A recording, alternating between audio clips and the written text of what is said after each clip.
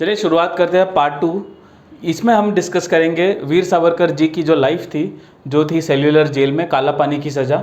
10 साल के लिए वो काला पानी की सज़ा उन्होंने बिताई थी, 1911 से लेकर 1921 तक। इस बीच उनके साथ क्या हुआ, काला पानी में क्या होता था, चलिए देखते हैं वहीं के गाइड की ज़ुबानी।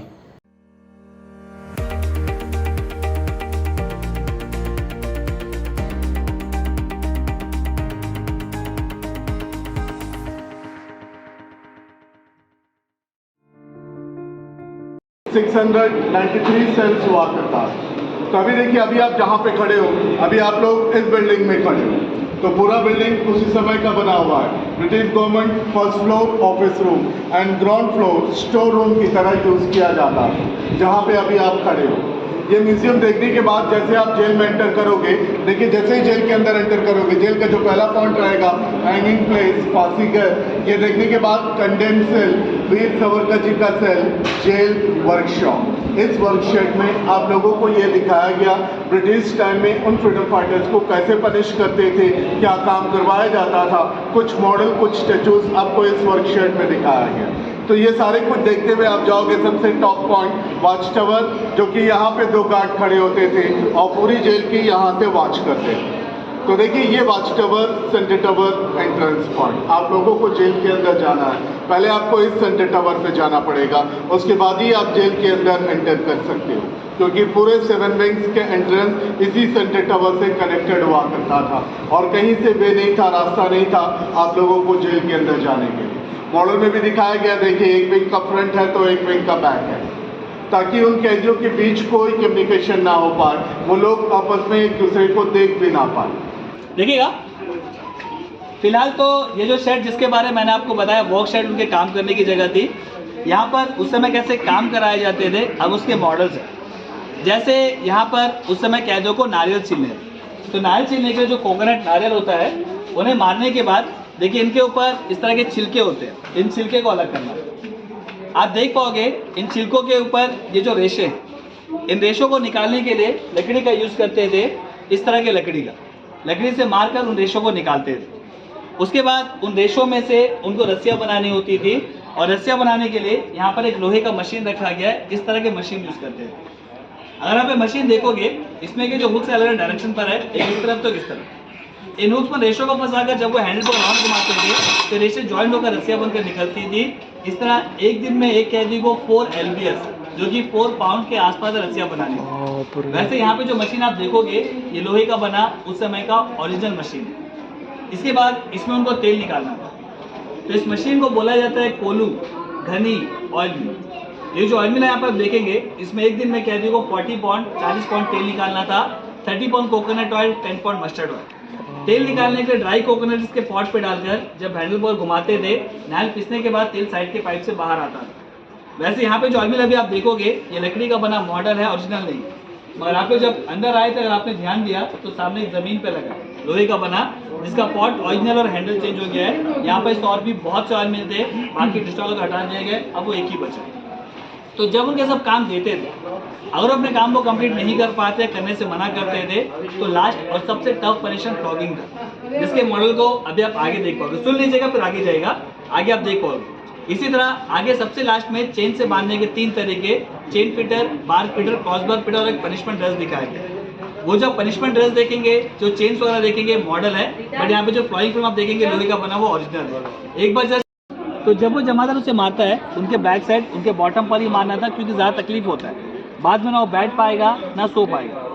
तो मारते वक्त उनके पैरों को लकड़ी से, कमर को बेल्ट से और हाथों को चेन से ब्लॉक भी करते थे, वो इसलिए ताकि जब वो उसे मारे वो हिल ना पाए। साथ ही पनिशमेंट या वर्कशॉप के अंदर नहीं, इसके बाहर देते थे, ताकि जब उनको बाहर बांध कर मारे, इस वर्कशॉप और सामने विंग वाले ये सारे लोग मार खाता देख सके, आवाज़ को सुन सके। फिलहाल आप लोगों ने अंदर जो फ्लोइंग का फ्रेम देखा, उस पर लोहे का बना फ्रेम था जो ओरिजिनल है, मगर उस पर लगी लकड़ियाँ, बेल्ट, हंटर, वो सब चेंज हो चुका है। इसी तरह इस कॉर्नर पर एक पनिशमेंट ड्रेस दिखाया गया था। देखिए यहाँ पर जब कैदी आपस से बात करते हुए पकड़े जाते हैं, या फिर अंग्रेज ऑफिसर्स के साथ बहस करते हुए पकड़े जाते हैं, उसमें किस तरह के पनिशमेंट ड्रेस पहनाते थे। ये जो ड्रेस है बोरे का, जूट का बनता था, बोरे के बने होने का मोटा होता था, तो गर्मी होती थी और गर्मी से घमौरिया, तो वो जो ड्रेस है वो बार बार स्किन में खींचते तो वहाँ पर चोट हो जाता था। वैसे ड्रेस कैदियों को 3 दिन, 5 दिन या 7 दिनों के लिए पहनाते थे। वैसे अंदर आपने जो ड्रेस देखा वो मॉडल था, ओरिजिनल। उसी तरह उसी के आगे 3 तरीके दिखाए गए कैदियों को चेन से बांधने के। जो पहला था चेन फीडर, अगर आपने ध्यान से देखा तो उसके जो चेन थे वो कमर से जो फ्लेक्सिबल थे, बेंड होंगे, तो कैदी उसमें खड़ा हो पाएगा, बैठ पाएगा, चल पाएगा, सारे काम कर पाएगा। जो सेकंड वन था बार फीडर, उसमें कमर से रॉड थे जो बेंड नहीं होंगे, वो अपने घुटने बेंड नहीं कर पाएंगे, तो काम उन्हें खड़े खड़े करना होगा, बैठ नहीं पाएंगे। और जो सबसे लास्ट क्रॉस बार फीडर था, उसके दोनों पैरों के बीच में नीचे क्रॉस था, जिसकी वजह से अपने दोनों पैर ज्वाइंट नहीं कर पाएंगे। ये डिपेंड करता है कि स्टेप पर कैदी उसके ऊपर कौन से चेन से उनको बांधना है। वैसे तो चेन के सिस्टम हाथ में दिखाए गए, हाथ में नहीं कमरे बांधते थे, हाथ हमेशा फ्री थे, क्योंकि जो भी काम उनको करने थे हाथ से करने थे। साथ ही अगर आपने ध्यान दिया, उनके गले में एक प्लेट भी दिखाया गया जो उनका नेम प्लेट था। वो नाम से नहीं नंबर से जाए तो प्लेट्स पे नंबर थे, तो जैसे वो जेल के अंदर लाते थे वो नेम प्लेट भी गलों में डाल देते थे। वैसे तो नेम प्लेट, ड्रेस, चेन वो सब भी चेंज हो गए ओरिजिनल में।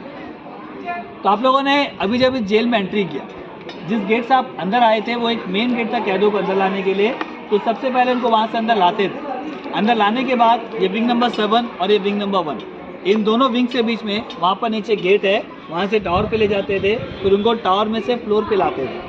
मतलब ये सामने से कोई डायरेक्ट एंट्रीज नहीं था, एंट्री और एग्जिट केवल टावर के थ्रू था। तो यहाँ के जो कमरे थे सारे एक जैसे थे। देखिए इन कमरों का साइज़ होता था 13.5 बाई 7.5, 13.5 बाई 7.5 फीट। एक कमरे एक रूम में एक ही कैदी रखे जाते थे। तो आप लोग देख पाओगे ये लोग अपने सामने वाले थे और नए विंग वाले अपने पीछे से बात कर सकते थे, क्योंकि एक का फ्रंट और एक का बैक है। रूम के अंदर इसी तरह वेल्डेड रोशनदान था हवा रोशनी के लिए, लेकिन अंदर कोई लाइट्स नहीं। इन रूम के अंदर एक लकड़ी का बेड और एक ब्लैंकेट था रात में सोने के लिए। ज़मीन पर नहीं सोना था, लकड़ी का बेड देते थे।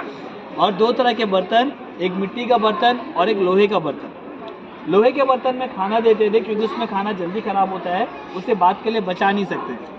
और जो मिट्टी के बर्तन थे ये इनके टॉयलेट्स के लिए थे, क्योंकि रात में एक बार जब इनको रूम पे बंद करते थे, अगले दिन सवेरे ही निकालते थे, तो रात में जो भी टॉयलेट करना था उसे मिट्टी के बर्तन थे। ये रात के टाइम के लिए था। डे टाइम के लिए हर विंग के सामने कॉमन टॉयलेट बनाए गए थे, जो उनको शहर से पार्ट अब टूट चुका है, कुछ नहीं बचा। और आप देखोगे तो हर गेट के बाजू में देखिए एक होल लगा हुआ, जहाँ से देखा वहाँ से देखिएगा हर गेट के बाजू में आप एक होल देख पाओगे। ये जो होल आप देख पा रहे हो ये लॉक सिस्टम है। रूम का लॉक गेट के साथ ही बाहर वॉल के साथ था। रीज़न, अगर बाहर लॉक लगाकर उनके हाथ में चाबी दे भी दे तो भी हाथ उनके अंदर से बाहर लॉक तक पहुँचेगा नहीं, तो इसे खोल पाना, तोड़ पाना इम्पॉसिबल। आफ्टर इंडिपेंडेंस अंदर फ्लोरिंग कर देगा, पहले फ्लोरिंग नहीं थी। नीचे के फ्लोर, दीवारें ये सब लाल ईंटें रेड ब्रिक की थी। तो जैसे कमरे यहाँ नीचे हैं ऊपर के भी सेम है। यहाँ पर किसी का कमरा फिक्स नहीं था। यहाँ पर हर एक के कमरे को, हर एक के रूम को 10 to 45 डेज, 10 से 45 दिन में चेंज करते थे, ताकि कोई भी अंदर सुरंग या रास्ता ना बना पाए। इस जेल के जो सबसे फेमस कैदी थे उनका नाम था विनायक दामोदर सावरकर। लेकिन यहाँ पे एयरपोर्ट का नाम वीर सावरकर एयरपोर्ट भी रखा गया है। वो एक ऐसे फ्रीडम फाइटर थे जिनको एक ही बार में 2 आजीवन कारावास, 25 टू 50 ईयर्स के इम्प्रिजनमेंट है।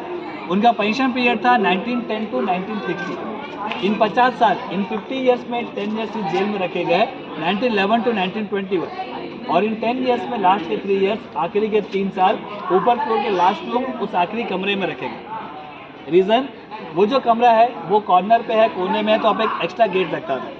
नॉर्मल गेट ये जो मैंने अभी आपको बताया, बरामदे में एक अलग से गेट। साथ ही वहाँ से जेल के सारे पनिशमेंट इंक्लूडिंग वो नीचे का फांसी घर, गैलोज भी दिखता था, जो उनको दिखाते थे मेंटली टॉर्चर करने के लिए। यही रीज़न है सावरकर उस रूम पे रखने के। वैसे वो रूम, बाकी रूम सबसे। वैसे 1921 सावरकर जी यहाँ से शिफ्ट करके महाराष्ट्र के रत्नागिरी जेल ले गए। उनके बड़े भाई गणेश दामोदर सावरकर भी इसी जेल में थे, बट ये दोनों भाई एक साथ एक ही जेल में होते हुए भी कभी आपस से मिल नहीं पाए। और 2 साल के बाद दोनों भाइयों को पता चला कि दोनों भाई एक साथ एक जेल में। यहाँ का सिस्टम ऐसा था, अंग्रेज में स्ट्रिक्ट थे। तो जैसा आप लोगों ने देखा, लाइफ इतनी सिंपल नहीं थी काला पानी में। इनफैक्ट उसको काला पानी इसीलिए कहा जाता था, नॉट बिकॉज वहाँ का पानी काले रंग का था। वहाँ काल जो शब्द था उसका मतलब था समय, यानी मौत। इसका कहना ये था कि वहाँ जाने वाले शायद ही कभी बच के आ सकते हैं। ये इतना टॉर्चरस जगह था, जिसलिए एक ऐसे आइसोलेटेड जगह पे भेज देते थे ब्रिटिशर, जिनको उनसे खतरा था। उनको लगता था कि इसमें हमारी सरकार गिराने की ताकत है, इनको इतनी दूर कर दो कि लोग, इनकी आवाज़ लोगों तक पहुंच ना पाए। इसीलिए ये काला पानी भेजते थे, अंडमान एंड निकोबार। तो देखिए यहाँ पर हम देखते हैं कुछ जेल रिकॉर्ड के हिसाब से जो सावरकर जी को सज़ा दी गई थी उसके बारे में। मैं उनके ऑटोबायोग्राफी वाले सज़ा की बात नहीं कर रहा हूँ, जो जेल रिकॉर्ड्स थे। सबसे पहली बात, 11वें दिन पे 15 जुलाई 1911 को 4 जुलाई को वो वहाँ पहुँचे थे। 15 जुलाई 1911 को उनको 6 महीने के लिए सॉलिटरी कन्फाइनमेंट यानी अकेले सेल में डाल दिया गया, जहाँ वो उनको किसी से बात करना अलाउड नहीं था, बस खाना मिलता था, वहीं टॉयलेट वहीं सब कुछ। एक छोटे से रूम में 6 महीने के लिए उनको कैद कर दिया था जनवरी तक। उसके बाद उनको ऑयल मिल्स, जैसे हम बुलक्स को हम ऑयल मिल पे बांधते हैं तेल निकाल के लिए, उनको चेंज कर दिया गया था ऑयल मिल से 14 दिन के लिए 16 अगस्त 1911 से। ये 16 अगस्त 1911 में भी ये कन्फाइनमेंट में ही थे, मतलब किसी से मिलना अलाउड नहीं है, किसी से बात करना अलाउड नहीं है, बस अपना काम करो और अपने सेल में चले जाओ। इसके बाद इनको 1 महीने सॉलिटरी कन्फाइनमेंट के लिए भेज दिया गया था, क्योंकि इनके पास कुछ पेपर्स मिले थे जिसमें उन्होंने, वो जैसे मैंने बताया वो पोएट थे तो वो काफ़ी सारी चीज़ें लिखते रहते थे, तो ऐसे ही रिवॉल्यूशनरी पेपर मिले थे जिसके लिए अगेन उनको 1 महीने की कन्फाइनमेंट हो गई सॉलिटरी। उसके बाद से 30 दिसंबर 1912 से लेकर 2 जनवरी 1913 तक वो हंगर स्ट्राइक पर रहे, उन्होंने भूख हड़ताल करी थी। 16 नवंबर 1913 को वो यूके यानी ब्रिटिश एमपी यानी मेंबर ऑफ पार्लियामेंट रेजिनाल्ड क्रेडॉक से मिले, और उसी मीटिंग के बाद उन्होंने बोला कि मैं बिल्कुल काम नहीं करूंगा, मैं रिफ्यूज़ करता हूं काम करने से, और इसी के लिए उनको 1 महीने की सॉलिटरी कन्फाइनमेंट फिर से मिल गई, यानी फिर से 1 महीने के लिए वो अकेले पड़ गए। 8 जून 1914 को 7 दिन के लिए उनको खड़ी बेड़ी की सज़ा मिली। खड़ी बेड़ी यानी उनको दीवार के साथ उनको बेड़ी डाल दिया गया था, वो बैठना अलाउड नहीं था। 7 दिन के लिए खड़ी बेड़ी की सज़ा मिली थी, और इसका कारण भी वही था कि उन्होंने काम करने से मना कर दिया था। 16 जून 1914 को फिर से 6 महीने के लिए चेन स्प्लिटर पे आ गए थे, क्योंकि उन्होंने फिर से काम करने से मना कर दिया था। और 18 जून 1914 को 7 दिन के लिए फिर से खड़ी बेड़ी की सज़ा मिली थी, क्योंकि उन्होंने बिल्कुल ही काम करने से मना कर दिया था। तो आप देख सकते हैं कि उनकी लाइफ कितनी टॉर्चरस रही थी, यानी ऐसे में कोई भी अपना मानसिक संतुलन आराम से खो सकता है। चलिए बात करते हैं जेल में से उन्होंने जो लिखी थी मर्सी पेटिशन, जिसको क्लीमेंसी पेटिशंस भी कहा जाता है, उसके बारे में। इन टोटल उन्होंने 5 क्लीमेंसी पेटिशंस लिखी थी। आइए जानते हैं तारीख के साथ। देखिए, जब वीर सावरकर जी जेल में थे तो उन्होंने इन टोटल 5 बार जो है क्लीमेंसी पेटिशंस दी थी, मर्सी पेटिशंस दी थी। ये एक कानूनी अधिकार है पॉलिटिकल प्रिजनर का। देखिए, वीर सावरकर जी कोई संगीन जुर्म में अंदर नहीं गए थे, जैसे उन्होंने किसी का खून नहीं किया था या रेप नहीं किया था, या ये एक हक होता है जो हर पॉलिटिकल प्रिजनर को दिया जाता है। इसे कहा जाता है क्लीमेंसी पेटिशन। क्लीमेंसी यानी लैटिन शब्द है, ये एक लैटिन शब्द में इसका मतलब होता है एक लड़की का नाम है, और इसका अर्थ होता है इसका अर्थ है मर्सीफुल, जिसको हम कहते हैं करुणा सिंधु, दयावान, जिसमें मर्सी ज़्यादा होती है। तो उसी टाइप के पेटिशन यानी एक लिखित अर्जी को कहा जाता है पेटिशन। तो इसी को कहा जाता है क्लीमेंसी पेटिशन। तो क्लीमेंसी पेटिशन का मतलब होता है मर्सी, यानी मुझ पे दया करो। तो उन्होंने बेसिकली क्या किया था, अपने आप पे दया करने के लिए ब्रिटिश गवर्नमेंट को अर्जी दी थी।